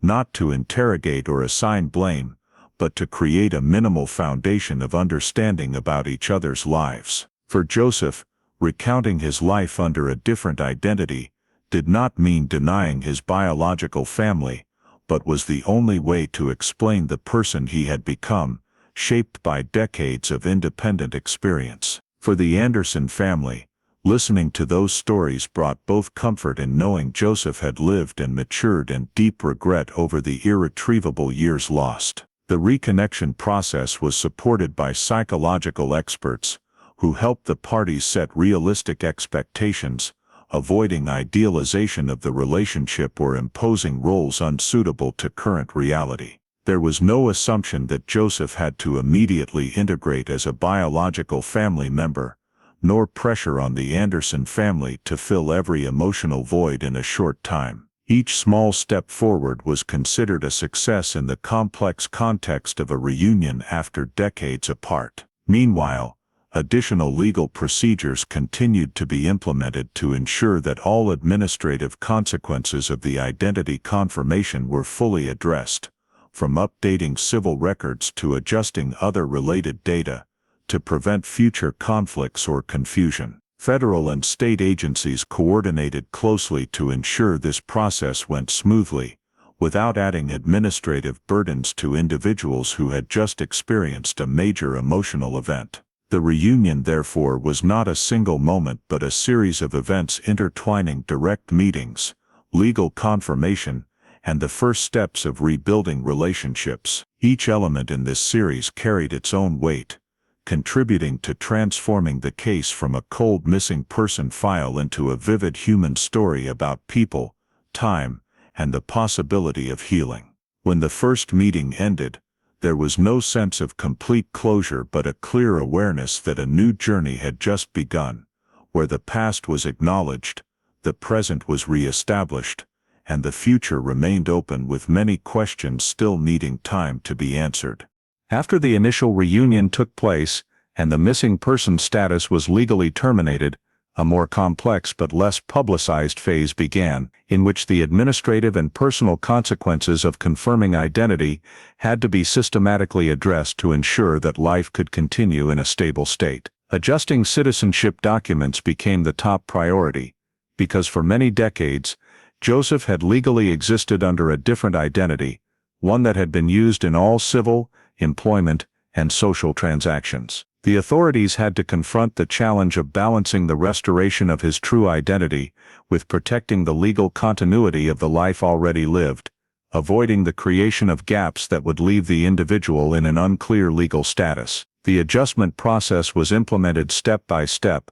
starting with updating the Central Civil Registry, recording Joseph Anderson as the official biological identity, while maintaining a link to the previously used identity as a legal alias in the historical record. This approach was intended to ensure that all rights established in the past, from employment and insurance rights to legal obligations, were neither denied nor invalidated. Restoring the true identity was not simply a matter of changing a name on paper. It was a process of restructuring the entire data system related to a person, which had been built and reinforced over many decades. Federal and state agencies coordinated to review every type of document, from identification papers, tax records, and medical files to Social Security data, in order to identify points that needed adjustment and elements that needed to remain unchanged to avoid conflicts. In this process, many administrative conflicts arose, not due to wrongdoing, but because of differences between how the old system recorded identity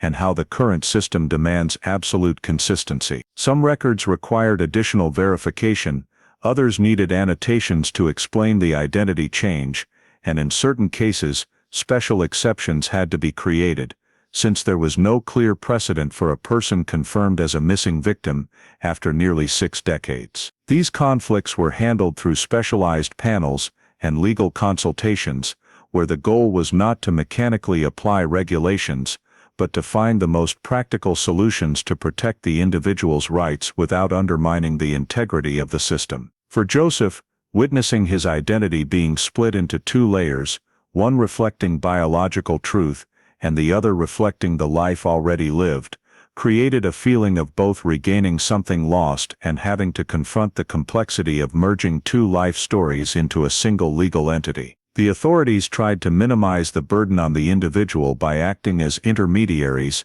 handling most of the procedures behind the scenes, allowing Joseph to focus on adjusting his personal life and the newly re-established relationships. Parallel to resolving the paperwork, the process of stabilizing the new life unfolded on multiple fronts, not just in terms of housing or work, but also in redefining social roles and personal identity in the new context. Restoring the true identity did not mean having to completely abandon the identity lived under, because the life experienced under the old name still held undeniable practical and emotional value. Psychologists and social counselors worked with Joseph to help him find a way to reconcile the two parts of his identity, accepting that the current person was the result of both biological truth and lived experience, rather than a simple replacement of one with the other. The Anderson family also went through their own adjustment process, as they had to learn how to be present in Joseph's life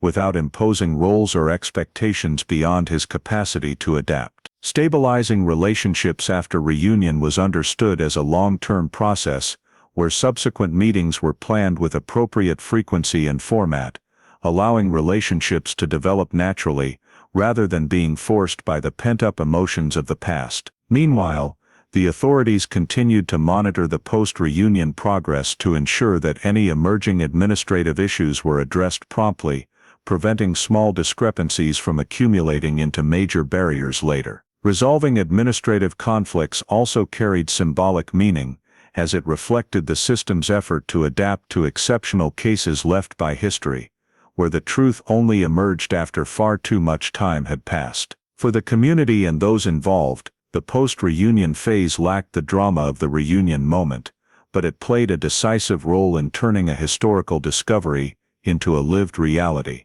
where the person could continue their life without being trapped between layers of paperwork and unresolved questions. As the procedures were gradually completed and administrative conflicts resolved, Joseph's new life began to take shape on a clearer foundation, where the true identity was recognized, rights were secured, and relationships were rebuilt at an appropriate pace. Post-reunion, therefore, was not a quiet epilogue, but a necessary transformative phase, where truth was integrated into everyday life, allowing the past, present, and future to coexist in a stable structure, imperfect, perhaps, but solid enough to keep moving forward. After the post-reunion procedures gradually stabilized, and Joseph Anderson's identity was fully restored legally, the investigative agency proceeded with an unavoidable step, re-evaluating the entire case from a new perspective, where the victim had been confirmed alive,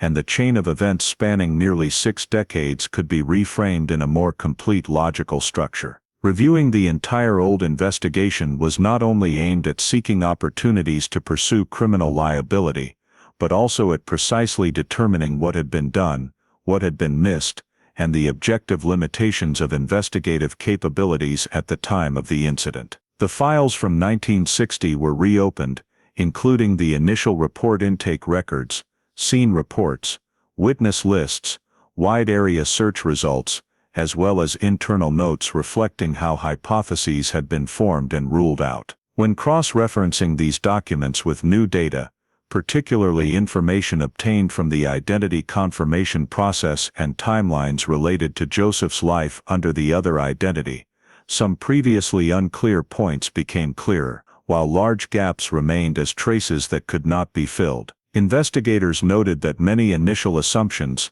though not logically wrong, had been limited by the lack of technology, lack of interconnected federal data, and the rudimentary investigative standards for child missing cases in the early 1960s. The cross-referencing showed no serious contradictions between the old conclusions and the new data. On the contrary, the new data mainly confirmed that the investigation had followed the right path until it hit insurmountable walls at that time. However, when the focus shifted to the possibility of prosecuting a perpetrator, the limitations became clear and unavoidable. There was no sufficiently strong physical evidence preserved from the original scene for modern forensic analysis, no surviving direct witnesses with accurate enough memories to provide legally valuable testimony, and no DNA or biometric data directly linking a specific individual to the abduction. Administrative data related to Joseph's alternate identity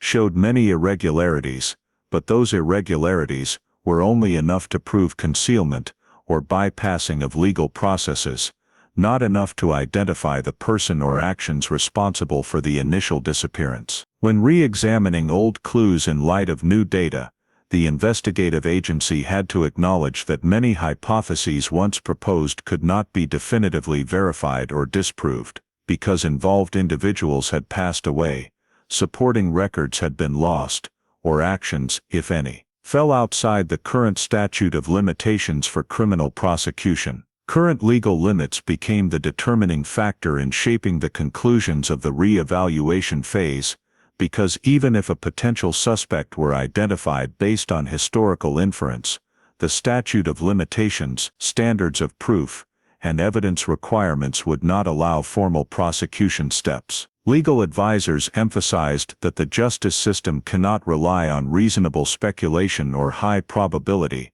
but must be based on specific verifiable evidence that can withstand cross-examination in court, something this case could no longer provide. Therefore, the conclusion reached was not a denial of the possible existence of a perpetrator, but an acknowledgement that legal and practical conditions had made pursuing criminal responsibility impossible. For the Anderson family, this conclusion brought a feeling of both closure and incompleteness, because while they had regained their missing loved one, the question of who caused the tragedy years ago remained without an official answer. The investigative agency sought to make the re-evaluation process transparent, clearly explaining that the decision not to continue pursuing a perpetrator stemmed not from lack of effort, but from insurmountable limits of evidence and law. This was also intended to avoid creating false expectations or a sense of abandonment for the family and the public. In the summary report, investigators noted that the case, in practical terms, had achieved its most important goal, determining the victim's fate, but in judicial terms, it remained a case that could not be fully completed according to criminal prosecution standards. Re-evaluating the case, therefore, was not merely a technical step, but an act of balancing historical truth, the need for justice, and the limits of the legal system. When this process ended, the file was updated with a new status, reflecting that the victim had been found alive, but the portion related to the perpetrator was recorded as lacking sufficient evidence to continue. This marked a special form of closure, where the case was no longer open in the traditional sense, but also did not achieve complete closure in terms of criminal accountability, leaving a weighty silence in the history of the investigative system and in the memories of those who had waited for nearly 60 years. After the case re-evaluation process concluded within the allowed legal framework, and the file was updated with the status that the victim had been found alive, the story did not thereby achieve completeness in terms of perception or emotion, because right at the point that seemed to offer the clearest answer, a series of unanswered questions began to emerge more sharply than ever. The first and most haunting question related directly to the motive behind the abduction that occurred in 1960, an act that involved no ransom demand, left no threatening message, and revealed no clear purpose beyond separating the child from his biological family in an almost instantaneous short period. The fact that Joseph Anderson was raised and grew up under a different identity, in relatively stable material conditions, showing no signs of prolonged abuse or direct exploitation, made a financial motive less convincing. At the same time, there was no evidence that the act stemmed from personal conflict with the Anderson family, as their social record showed no conflicts, disputes, or hostile relationships significant enough to lead to such an extreme action. This opened the hypothesis that the motive might have been more deeply personal, related to a desire for possession, replacement, or even a wish to have a child in the social context of the early 1960s, when mechanisms for controlling adoption, civil registry oversight, and data interconnection were virtually non-existent. However, every hypothesis about motive remained at the level of reasonable speculation, because there was no direct testimony, no internal documents, and no central figures still alive for confrontation or confirmation. From the question of motive, another equally weighty question arose: whether Joseph was the only case, or merely one link in a chain of similar acts that occurred during the same period. The lack of connections among child disappearances at that time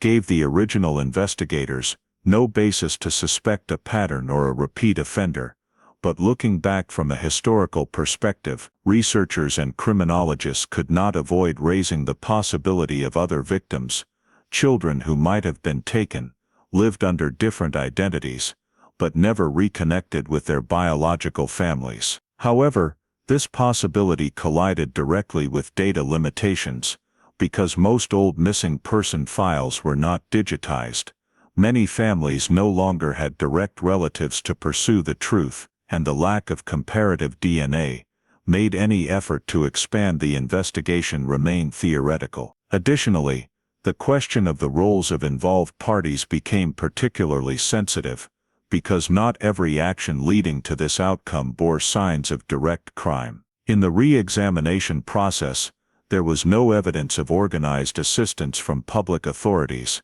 but it also could not be denied that gaps in the administrative system, leniency in accepting incomplete documents, and the lack of federal verification processes had inadvertently facilitated the formation of a new identity, without significant obstacles. The question posed was not only who directly carried out the abduction, but also who, whether unintentionally or through negligence, contributed to maintaining the concealment of the truth for many decades. This was not intended to simply assign individual blame, but to reflect the reality that social systems of that era operated on high trust and low oversight, a condition that both fostered community cohesion and harbored serious risks for the most vulnerable cases. When these questions were raised in parallel, the concept of incomplete justice became central to the open-ended conclusion, because although Joseph had regained his identity,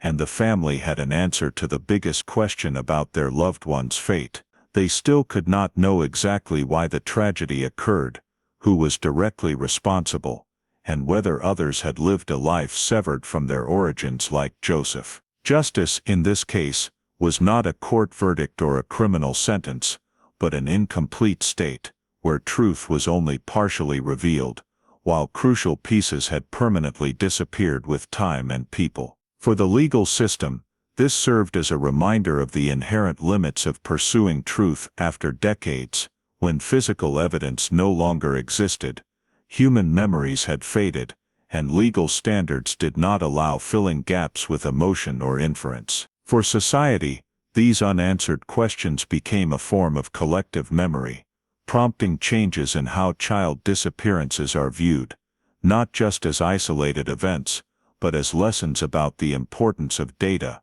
information interconnection, and intergenerational responsibility. And for Joseph Anderson himself, those questions existed as an inseparable part of his newly restored identity, because although he now knew who he was and where he came from, he still could not fully know the path that had taken him away from his original starting point. Accepting to live with questions that have no answers became a form of adaptation, where confirmed truth coexisted with remaining ambiguity, and where justice was understood not as a decisive end, but as humanity's ongoing effort to approach, even if only partially, what had happened. After the unanswered questions were raised and acknowledged as an inseparable part of the case, the process of looking back at the entire journey spanning nearly 6 decades forced all involved parties to confront the decisive role of DNA and modern technology in changing the fate of a disappearance once considered permanently unsolved. The case of Joseph Anderson clearly showed that the turning point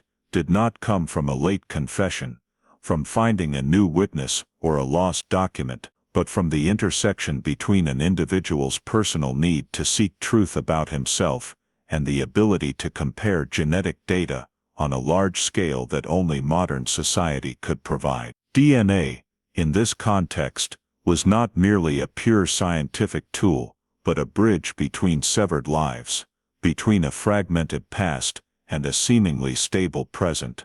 between a cold file in storage and a living person with questions never answered. Civilian DNA testing technology, originally created for commercial and personal purposes, inadvertently became the key to opening a door that traditional investigative agencies could not access for decades, thereby setting an important precedent for how society views the role of biological data in resolving old cases. The impact of this discovery did not stop at restoring identity for one individual, but spread across the entire field of investigating cold cases, where thousands of files once shelved due to lack of evidence are now viewed in a different light, with the possibility that what was once considered deadlocked may only be awaiting the right moment and the right tool to be decoded. Law enforcement agencies, having witnessed the outcome of this case, were compelled to reassess how they approach long-term disappearances, especially child cases from eras when civil registry data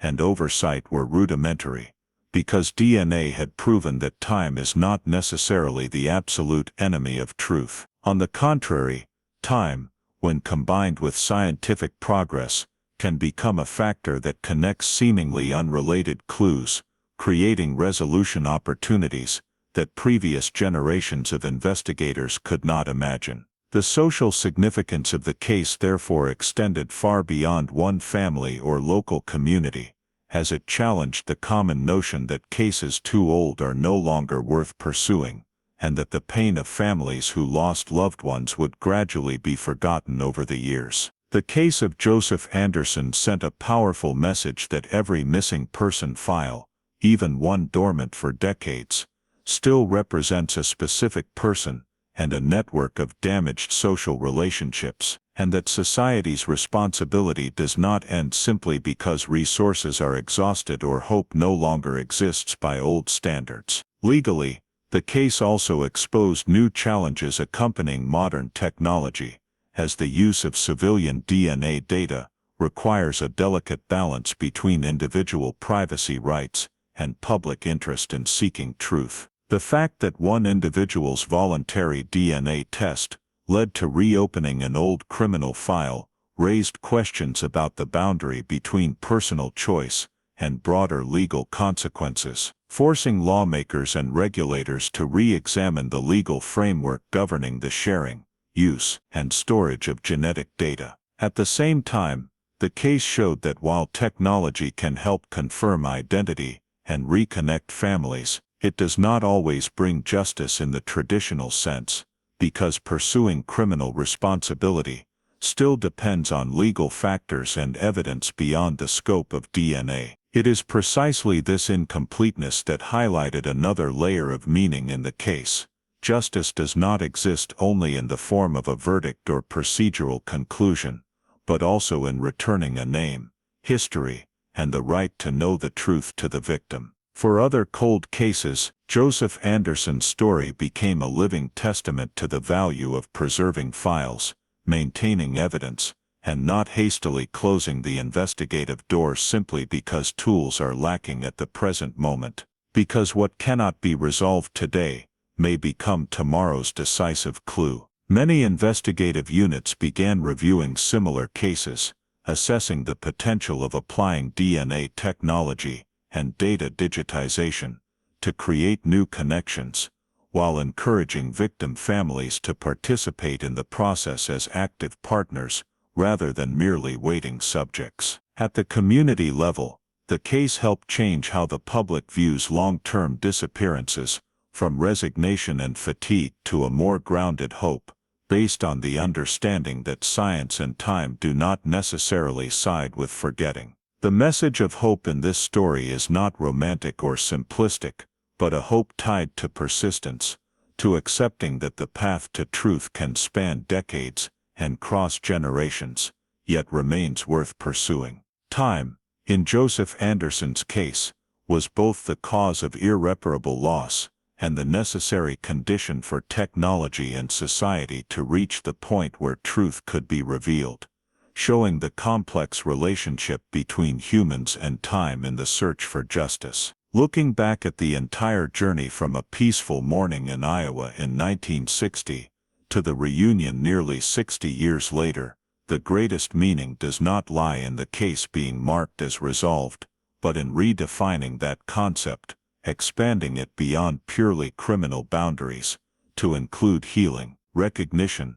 and reconnecting what had been taken away. The story closes not with an absolute period, but with a profound realization that every disappearance is a reminder of society's ongoing responsibility to protect, remember, and never abandon those who have vanished. Because no matter how much time passes, the value of truth and hope remains intact, waiting to be awakened by people willing to search, and by tools powerful enough to help them do so. Today in the United States, the story of Joseph Anderson reminds us that community safety does not mean immune to risk. In 1960, Iowa was so peaceful that the Anderson family hesitated only a few minutes before calling the police, and that short gap was enough for a 3-year-old child to disappear. The practical lesson is take small signals seriously, strangers around the neighborhood, habits of leaving gates unlocked,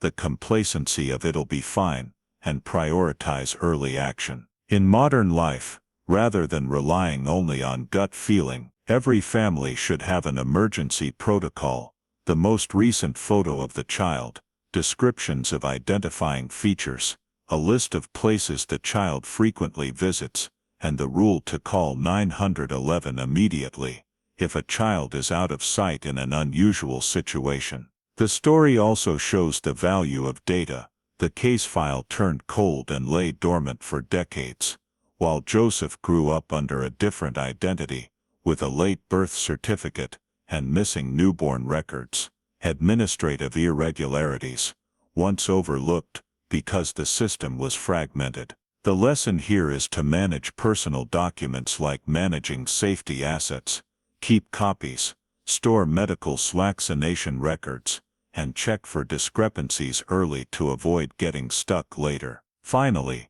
civilian DNA untied the knot when Joseph tested for personal reasons, but the consequences touched both legal and family spheres. Therefore, if you use DNA services, read the privacy terms carefully, consider data sharing, and discuss it beforehand with loved ones. Technology can bring hope, but it is preparation, quick response, and responsibility with data that truly help us live safer today. If the story of Joseph Anderson and the nearly 60-year journey to find truth has made you reflect, please subscribe to the channel so we can continue following cold cases revealed through technology and unwavering persistence. Thank you for staying with us to the very end, and see you in the next video, where every story is a reminder that hope has never disappeared.